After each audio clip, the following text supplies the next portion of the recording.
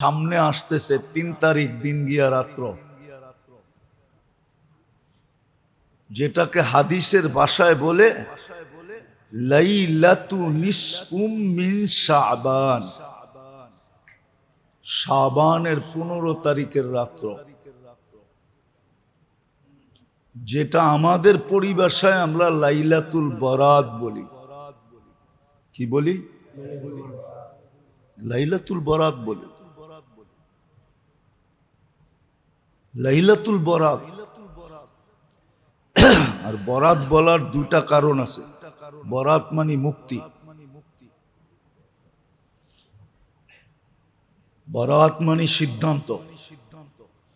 কি সিদ্ধান্ত? ৬ ব্যক্তির ব্যাপারে আল্লাহর সিদ্ধান্ত যে যতই রহমতের বিশেষ রাত্র হোক না কেন, যদি তওবা না করলা তাহলে তোমাদের ব্যাপারে সিদ্ধান্ত তোমাদেরকে মাফ করব না। এই ৬ সম্প্রদায় ছাড়া বাকি সব সম্প্রদায়ের জন্য সিদ্ধান্ত কি?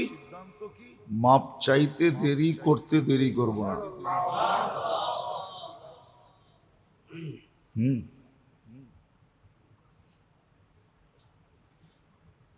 এটাই সিদ্ধান্ত, এটাই মুক্তি। একজনকে এই দিক দিয়া মুক্তি, আরেকজনকে ওই দিক দিয়া মুক্তি। এই বিশেষ রাত্রটা হলো নিসফ মিন শাবান, লাইলাতু নিসফুম মিন শাবান, শাবানের ১৫ তারিখের রাত্রি। যদিও কেউ কেউ বলে, আছে আমাদের সমাজে কিছু লোক আছে বা দুনিয়াতেও কিছু লোক আছে যারা এই রাষ্ট্রের অস্তিত্বের ব্যাপারে মানে না, এদিক ওদিকের কথা বলে, অথচ এই রাত্রের প্রমাণ হিসাবে ১৭ জন সাহাবার থেকে কওল আছে। ১৭ জন। কয়জন?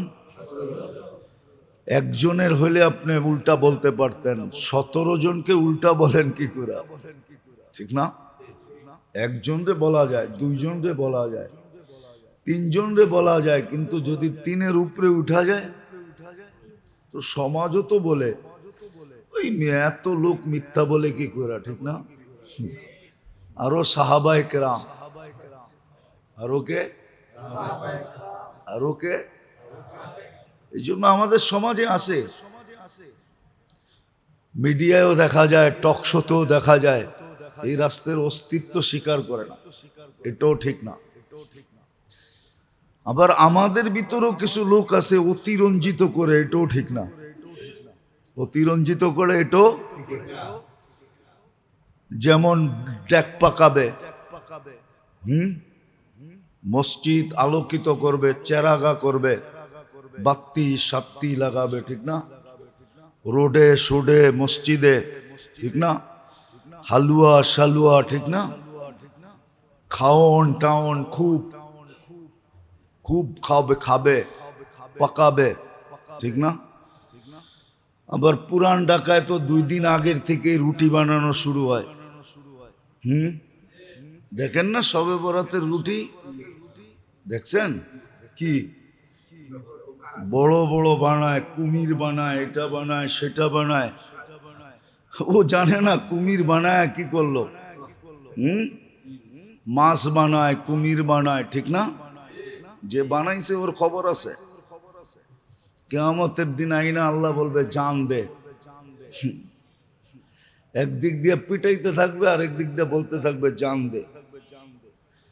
রুটি বানাইলো বলা যেত, কিন্তু কি আপনাকে এখানে বানায় না? হ্যাঁ, কুমির বানায়, মাছ বানায়, অনেক প্রাণীর ছবি বানায় না রুটি দিয়া। হ্যাঁ, আল্লাহ বলে পিটাইবো আর করবো জান দে। আর ও জান কোত্থেকে দিবে? জান তো কে দেয়? তা আল্লাহ বলবে এইবার তোর জানটা দোজকে দে। তুই যখন দিতে পারস না, তো তোর জানটাই দোজগে দে। তো এটাও অতিরঞ্জিত, এটাও অতিরঞ্জিত। তারপরে পটাকা ফুটানো, কবরস্থানের ভিতরে হুজুম করা।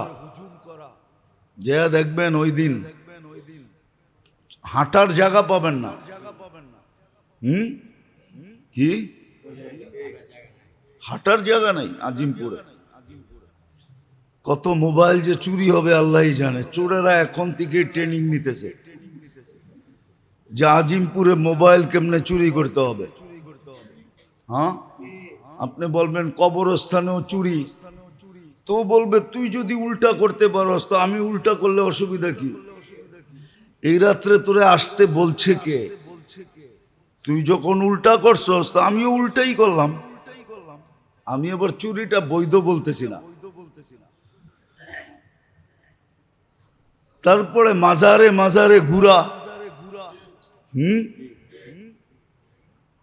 দেখবেন মাজারে মাজারে ঘুরবে, বেশিরভাগ দেখবেন ইয়াং পোলাপান, যুবকরা।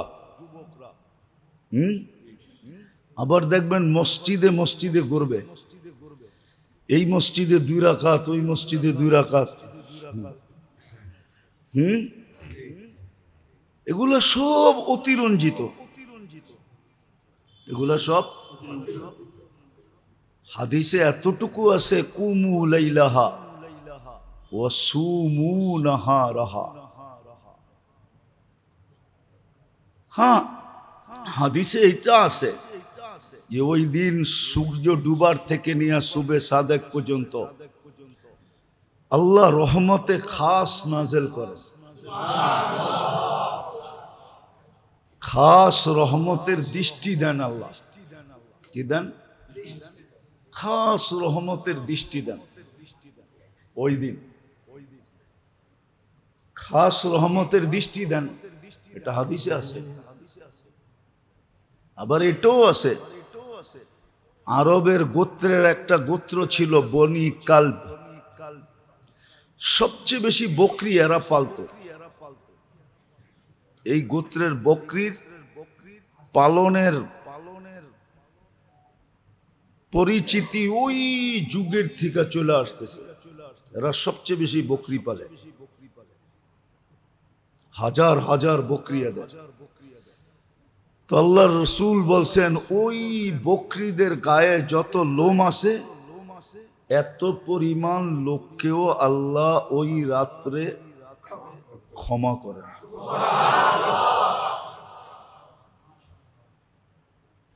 আবার এটাও হাদিসে আছে, সারা বৎসরের, যদিও দ্বিমত আছে কিন্তু একমত এটাও যে সারা বৎসরের কয়জন জন্ম নিবে, কয়জন মারা যাবে, বাজেট যেটাকে বলে ওটা ওই রাত্রেই পেশ করা হয়। বলবেন এটা এত বরকতময় কেন? এটারও একটা কারণ আছে। এই শাবান মাসেই আমাদের আমলনামা বাৎসরিক হিসাবে আল্লাহর কাছে পেশ হয়। আল্লাহর রসুল সবচেয়ে বেশি রোজা রাখতেন এই মাসে, রাখতে রাখতে রাখতে রমজানের সাথে মিলাইয়া দিতেন। জিজ্ঞাসা করছেন আপনি এত এই মাসে এত বেশি রোজা রাখেন কেন? বলছে আমার আমলনামা এই অবস্থায় পেশ হোক যে আমি রোজা অবস্থায় আছি।